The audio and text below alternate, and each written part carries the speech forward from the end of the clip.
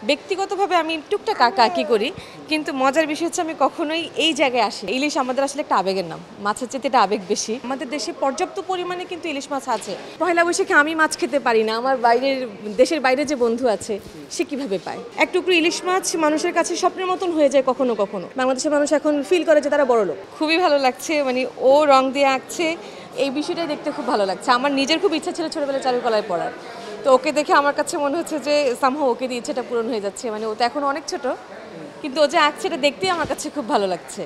ওর যদি ইচ্ছা হয় আমার কোনো আপত্তি নেই, আমার খুবই পছন্দ আঁকাআঁকি, রং তুলি, মানে শিল্প সংক্রান্ত বিষয় আমার খুব পছন্দ। হ্যাঁ, আঁকাআঁকি করে। কি ধরনের দুষ্টুমি করে? ভীষণ দুষ্টুমি করে।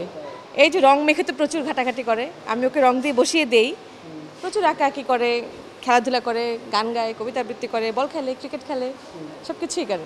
আমি প্রথমবার করছি, মানে এইভাবে এরকম পরিসরে আমার প্রথমবার করা। ব্যক্তিগতভাবে আমি টুকটাক আঁকাআঁকি করি, কিন্তু মজার বিষয় হচ্ছে আমি কখনোই এই জায়গায় আসিনি। চারুকলায় আমার আজকে জীবনে প্রথমবার আসা। বহুবার আমি আসবো ভেবে আসা হয় নাই। এবার তুমি বলবে, আচ্ছা তোমার কাছে কেমন লাগছে, তুমি বলো মামাকে, তোমার কেমন লাগছে ছবি এঁকে? ভালো লাগছে। খুব ভালো লাগছে। হ্যাঁ, তুমি কি এঁকেছো? ছবি। ছবি এঁকেছো? কি ছবি? কি ছবি এঁকেছো? এই যে এটা এটা? আমরা তো মাছে ভাতে বাঙালি, আর যেহেতু ইলিশ আমাদের জাতীয় মাছ, আর ইলিশ আমাদের আসলে একটা আবেগের নাম, মাছের চেয়ে এটা আবেগ বেশি। ওকেও যদি জিজ্ঞেস করেন ওর প্রিয় মাছ, কেউ কিন্তু ইলিশই বলবে। তো ইলিশ মাছ দিয়েই আয়োজন করা হয়, মানে ছোট বড় যেমনই পাই। এবারও আশা করি, আমি জানি না দেশে এখন ইলিশের বাজার কেমন, ইলিশ কেমন পাওয়া যায়। যদি বাজারে পাওয়া যায় ঠিকঠাক মতন, আমাদের দামে যদি ঠিকঠাক মতন হয়, অবশ্যই ইলিশ ভাতেই হবে, পান্তা ইলিশ আর ইলিশ মাছেই পয়লা বৈশাখ হবে। প্রতি বছর যেটা হতো, আমরা সাধারণ মানুষরা কিন্তু খেতে পাই না ইলিশ, কিন্তু যারা নিয়ম দিয়ে বসে থাকে ওরা কিন্তু ঠিকই ইলিশ ভাতেই কিন্তু পয়লা বৈশাখটা করে। তো আমার কাছে এটা ওর হাতে মাইক, স্পিকার। হ্যাঁ, আমার কাছে মনে হয় যে যখন মা ইলিশের ডিম ছাড়ার সময় বা যখন মাছ ধরার সময়, এই সময়গুলোকে যদি সরকারিভাবে আরেকটু সঠিকভাবে প্রয়োগ করা হয়, বা যখন ধরা যায় তখন সঠিকভাবে ধরে যদি বাজারজাত করা যায়, আমার কাছে মনে হয় এই প্রবলেমটা হয় না। আমাদের দেশে পর্যাপ্ত পরিমাণে কিন্তু ইলিশ মাছ আছে, শুধু এটার বাজারটাকে নিয়ন্ত্রণের ধরনটা ঠিক নাই বলেই আমরা পাচ্ছি না।